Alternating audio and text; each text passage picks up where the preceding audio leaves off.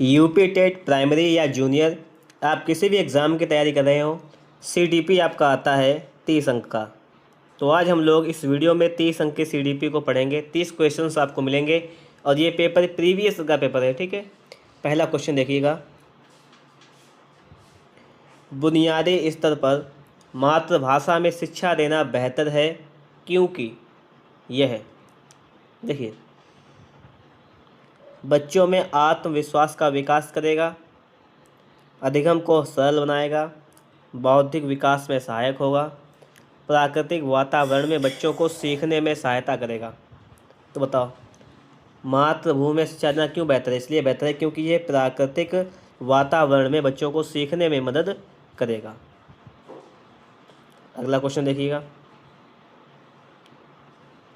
अगला क्वेश्चन आप देखिएगा, श्याम पट्ट पर लिखते समय सबसे महत्वपूर्ण क्या है? श्याम पट्ट जानते हैं, बोर्ड होता है, जो बोर्ड पर लिखते समय सबसे अच्छी बात क्या होगा? अच्छी लिखावट, लेखन में स्पष्टता, बड़े अक्षरों में लिखना, छोटे अक्षरों में लिखना। देखिए, अक्षर जो लिखे हों कैसे लिखे हों? स्पष्ट लिखे हों। तो लेखन में स्पष्टता होनी चाहिए। क्या होना चाहिए? लेखन में स्पष्टता।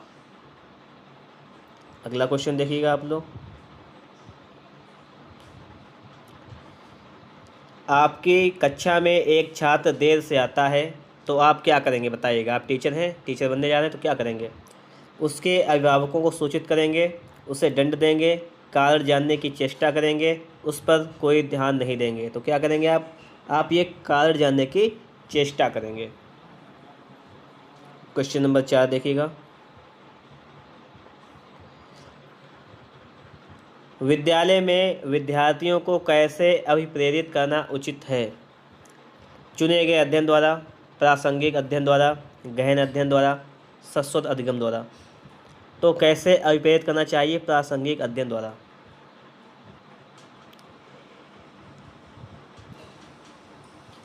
अब देखिए, प्रासंगिक अध्ययन क्या होता है ये भी समझ लीजिएगा आप लोग, बता देता हूँ। देखो,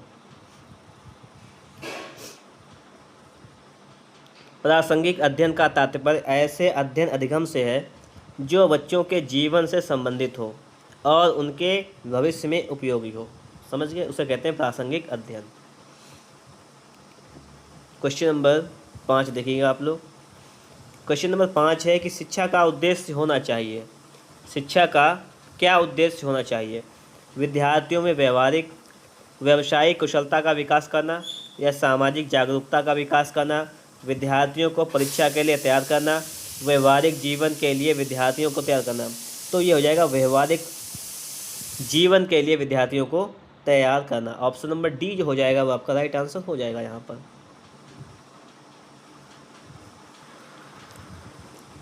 विद्यार्थी में अवांछित व्यवहार को किंचित परिवर्तन करने में सबसे प्रभावी पद्धति कौन सी है?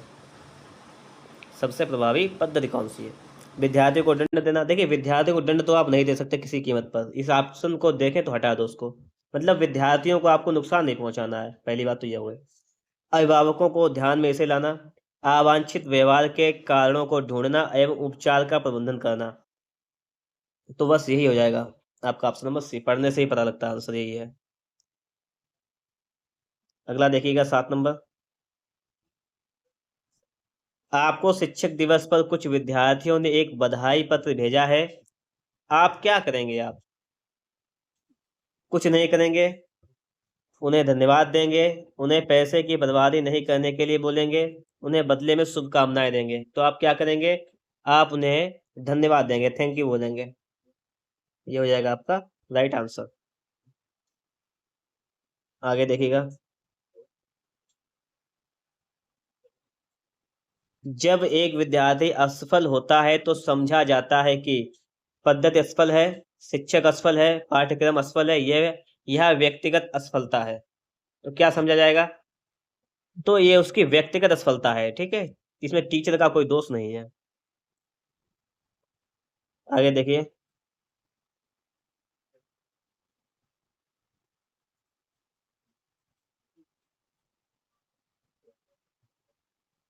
9 नंबर देखिएगा क्वेश्चन आप, किसी विद्यार्थी की सबसे महत्वपूर्ण विशेषता क्या है?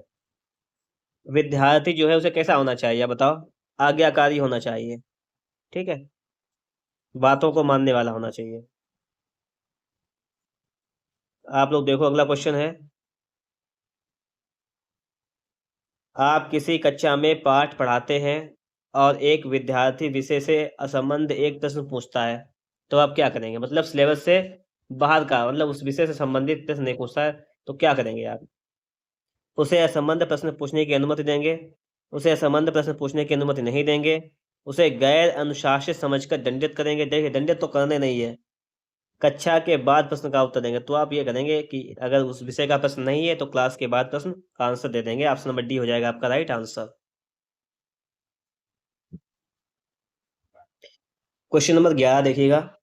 एक सामान्य 12 वर्ष की आयु के बच्चे में सबसे अधिक होना संभव है। देखो, कुल प्रेरक समय में कठिनाई, वयस्कों को खुश करने के बारे में दुश्चिंतता का की अनुभूति, अब और यहाँ में उसकी रुचियों को सीमित करना, या समकक्षी के अनुमोदन के लिए बेचैनी।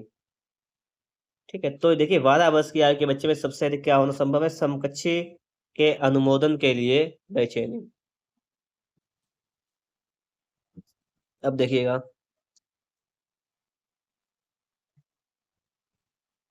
क्वेश्चन नंबर 12 देखिए आप लोग। विद्यालय में विद्यार्थियों को भाग जाने का कारण क्या होता है?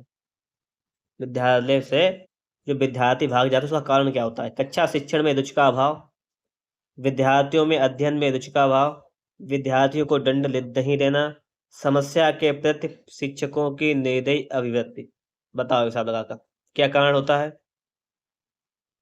यह हो जाएगा आपका समस्या के प्रति शिक्षकों की निर्दयी अभिव्यक्ति। और देखिए क्या क्या होता है। शिक्षण कार्य सुचारू रूप से जब ना चले, रोज क्लासें ना चली, छात्रों में सुरक्षा की भावना का अभाव हो जब, तब बच्चे भाग जाते हैं। विद्यालय के वातावरण का अप्रजातांत्रिक स्वरूप हो रहा, तब बच्चे नहीं रुकते क्लास में। छात्रों की समस्याओं के प्रति शिक्षकों की असंवेदनशील रवैया जब हो, तब भी ऐसी हाल होता है। क्वेश्चन नंबर 13 देखो आप लोग। विद्यार्थियों में श्रम की स्फूर्ति का विकास करने के लिए, ठीक है,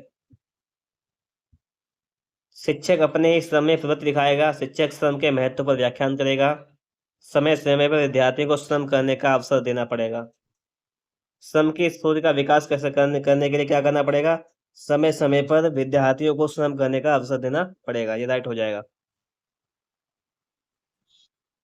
ये देखिएगा अगला क्वेश्चन। बाल विकास की परिभाषा का अध्ययन क्षेत्र है जो मानवीय सामर्थ्यों में परिवर्तन का परीक्षण करता है, जीवन अवधि के दौरान व्यवहार की व्याख्या ढूंढेगा, बच्चों की वयस्क तथा वरिष्ठ नागरिकों के साथ तुलना करेगा, किसी बच्चे के संज्ञानात्मक, सामाजिक तथा दूसरे सामर्थ्य के क्रमिक विकास के लिए उत्तरदायी होगा।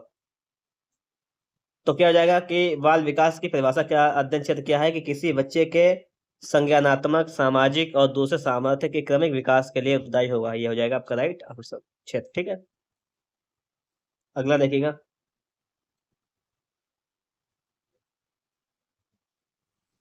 प्राथमिक शिक्षक के लिए बाल मनोविज्ञान का ज्ञान आवश्यक है। मतलब सीडीपी का नॉलेज होना चाहिए प्राइमरी टीचर को। क्यों होना चाहिए?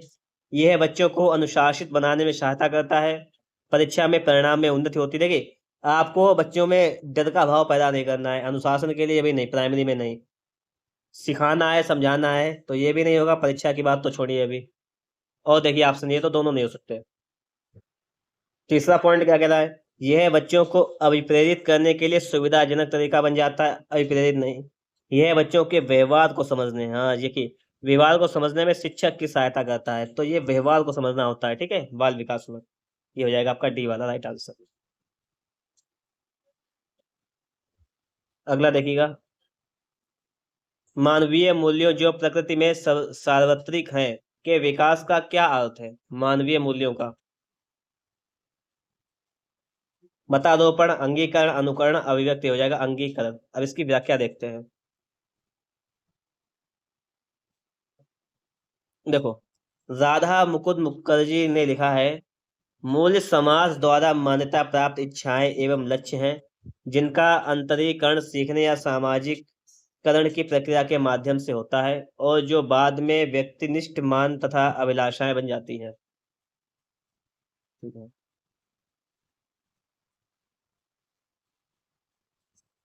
अपने विद्यार्थियों को समझने के लिए एक शिक्षक में अच्छी जानकारी होनी चाहिए।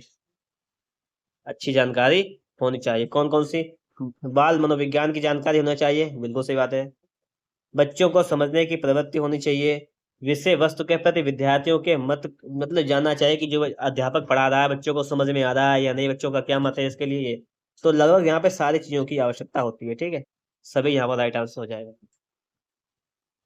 क्वेश्चन नंबर 18 देखिएगा आप लोग अब। 18 नंबर कह रहा है कि निम्न में से किस स्तर में बच्चे अपने समकक्षी वर्ग के सक्रिय सदस्य बनते हैं? किशोरावस्था, वयस्कावस्था, प्राक बाल्यावस्था या बाल्यावस्था, किसमें तो हो जाएगा आपका बाल्यावस्था में। देखिए अगला क्वेश्चन। मनोचित्रण का संदर्भ क्या है? मनोचित्रण का संदर्भ क्या है? मनोचित्रण हो जाएगा मन के प्रकार का अन्वेषण करना, जो मन में चल रहा है उसकी खोज करना। ये हो जाएगा आपका मनोचित्रण।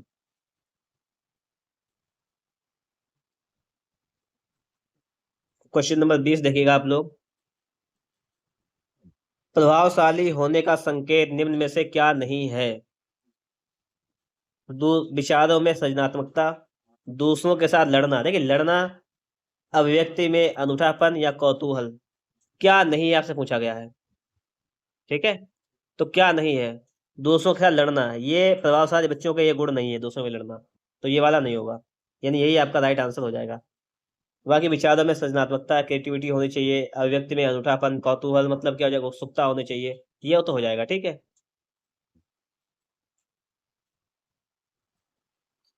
अगला क्वेश्चन देखिएगा आप लोग। आपको पता है कि सीडीपी के 30 क्वेश्चन आते हैं, तो 21 नंबर क्वेश्चन है, बालिका शिक्षा को महत्ता देना उचित है, क्योंकि क्यों उचित है ये देखना है। क्योंकि किसी सामाजिक परिवर्तन के नेतृत्व में केवल बालिकाएं ही समर्थ होती हैं, इसलिए जो है बालिकों को शिक्षा देना बहुत ज्यादा जरूरी होती है। अगला देखिएगा, समन्वित शिक्षा की सफलता निर्भर करती है। समन्वित शिक्षा की सफलता काय पर निर्भर करती है? समुदाय के समर्थन पर, समुदाय के समर्थन पर निर्भर करती है। क्वेश्चन नंबर 23 देखिएगा, अधिगम से संबंधित किसी विद्यार्थी की समस्याओं का सबसे अच्छा उपचार क्या है? तो सबसे अच्छा उपचार हो जाएगा कठोर परिश्रम का सुझाव, नहीं, कठोर परिश्रम नहीं। ग्रंथालय में निरीक्षण अध्ययन, नहीं। निजी शिक्षण का सुझाव, नहीं, अपने आप नहीं पढ़ पाएगा। निदा निदानात्मक शिक्षण हो जाएगा, निदानात्मक शिक्षण। इसकी व्याख्या देख लेते हैं क्या कह रहा है इसमें। अधिगम से संबंधित किसी विद्यार्थी की समस्याओं का सबसे अच्छा उपचार निदानात्मक शिक्षण द्वारा किया जाता है, साथ ही भविष्य का निर्धारण भी सही दिशा में किया जा सकता है। कुछ खास नहीं था इसमें। एक शिक्षक विद्यार्थियों को अनुप्रेरित कर सकता है, कैसे अनुप्रेरित कर सकता है? पुरस्कार देकर, सही मार्गदर्शन कराकर, कक्षा में भाषण देकर, उदाहरण देकर। तो ये सही मार्गदर्शन कराकर मतलब अच्छी गाइडेंस दे दे, सही सही बातें बता दे, मार्गदर्शन कर दे बच्चों का, तो इससे अवैध कर सकता है।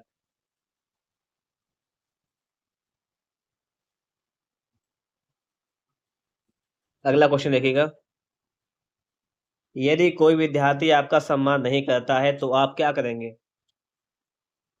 उसकी अपेक्षा करेंगे, मतलब उसकी इंसल्ट करेंगे? इंसल्ट नहीं करनी है। परीक्षा में कम अंक देंगे? कम अंक भी नहीं देना है। डांटना भी नहीं है। क्या करना है? आपका सम्मान नहीं कर रहा तो आप उसके अभिभावक से बात करेंगे, उसे उसके अभिभावक से बताएंगे। ठीक है, आगे देखिएगा, शिक्षण का सत्तावादी स्तर क्या है? शिक्षण का सत्तावादी स्तर क्या है आपसे पूछा गया है, तो क्या बताएंगे? शिक्षक केंद्रित होना चाहिए शिक्षण। चरित्र का विकास कैसे होता है? इच्छा शक्ति के द्वारा, वर्ता व्यवहार द्वारा, नैतिकता द्वारा, ये सभी के द्वारा। तो जहां पे सभी मिल रहा है लगभग वहां पे सभी के द्वारा हो जाएगा, क्योंकि सारे ऑप्शन सही है आपके यहाँ पर। अगला देखिएगा, निम्न में से कौन सा शिक्षण अधिगम का स्तर नहीं है? कौन सा स्तर आपसे पूछा गया नहीं है, आपको ये बताना है। विभेदीकरण स्तर ये नहीं होता है। स्मृति स्तर, समझ और चिंतनशील, ये तीनों स्तर हो जाएंगे। सिर्फ 2 क्वेश्चन और बचे हुए हैं, आप 30 क्वेश्चन लगा मतलब हो जाएंगे आपके। ये एक पूरा पेपर था जिसमें 30 क्वेश्चन आते हैं। यदि एक विद्यार्थी कक्षा में भाग लेने से संकोच करता है तो आप क्या करेंगे? उससे प्रश्न नहीं पूछेंगे? प्रश्न तो पूछना है, एक तो गलत हो जाएगा। जिन प्रश्नों के उत्तर वह दे सकता है केवल उन्हीं प्रश्नों को पूछेंगे? नहीं, पढ़ाया तो सब चीज है। उन प्रश्नों को नहीं पूछेंगे जिसके उत्तर उसके सामर्थ्य से बाहर है और जिसके कारण वह कक्षा में उपहास का पात्र बन जा सकता है। नहीं। अगला भी ऑप्शन देख लेते हैं, अगला आंसर क्या है। उससे केवल तब प्रश्न पूछेंगे जब वह उसके उत्तर देने के लिए उत्साहित हो। बिल्कुल सही बात। जैसे कुछ क्लास में बच्चे बैठे होते हैं, आपने क्वेश्चन पूछा तो बच्चे कुछ ऐसे पर हाथ उठाते हैं, आपने किसी पता है, बच्चे हाथ उठाने लगते हैं अपने आप के, मुझे पता है, हमने ऐसे गए। तो आपको लगे कि हाँ, बच्चे के अंदर फीलिंग आ रही है बताने वाली, तब आप उससे क्वेश्चन करेंगे जब वो उत्साहित हो बताने के लिए। समझ गए होंगे आप मेरी बात को। लास्ट क्वेश्चन देखेंगे, और ये 30 क्वेश्चन आए थे आपके पेपर में। शिक्षक का बर्ताव होना चाहिए, शिक्षक का बर्ताव कैसा होना चाहिए? ये आदर्शवादी होना चाहिए। कैसा? आदर्शवादी। तो सीडीपी के हम लोगों ने यहाँ पर एक 30 क्वेश्चन किए हैं, ठीक है, जो आपके एक पूरे पेपर के क्वेश्चन से हमने वो किए हैं। वीडियो अच्छा लगा हो लाइक कीजिएगा, चैनल पर नए ना हो